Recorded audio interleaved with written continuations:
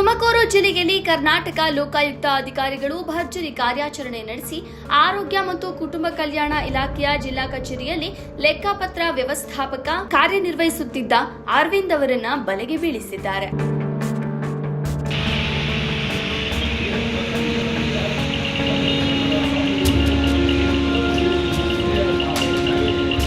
Bill pass ಮಾಡಿಸಿಕೊಡಲು ಸುಮಾರು 12,000 ರೂಪಾಯಿ ಲಂಚ ಬೇಡಿಕೆ ಇಟ್ಟಿದ್ದಾನೆ ಎಂಬ ದೂರಿನ ಮೇರೆಗೆ ಲೋಕಾಯುಕ್ತ ಅಧಿಕಾರಿಗಳು ಕಾರ್ಯಾಚರಣೆ ನಡೆಸಿದ್ರು.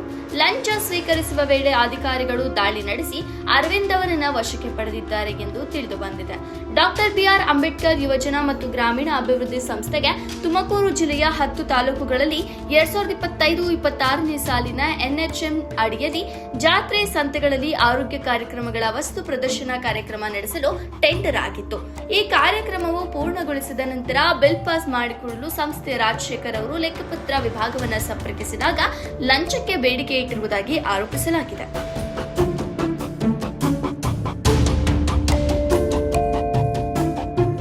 ಇದರಿಂದ ಮನನೊಂದ ರಾಜಶೇಖರ್ ಅವರು ಲೋಕಾಯುಕ್ತ ಅಧಿಕಾರಿಗಳಿಗೆ ದೂರು ನೀಡಿದ್ದು, ಅವರ ಸಹಾಯದಿಂದ ದಿನಾಂಕ 25/3/2025ರಂದು ಸಂಜೆ ಸುಮಾರು 4:15ಕ್ಕೆ ಸುಮಾರು 12,000 ರೂಪಾಯಿ ಲಂಚ ಸ್ವೀಕರಿಸುವ ವೇಳೆ ಲೋಕಾಯುಕ್ತ ಅಧಿಕಾರಿಗಳು ದಾಳಿ ನಡೆಸಿ ಅರವಿಂದ್ ಅವರನ್ನ ಬಲೆಗೆ ಬೀಳಿಸಿದ್ದಾರೆ.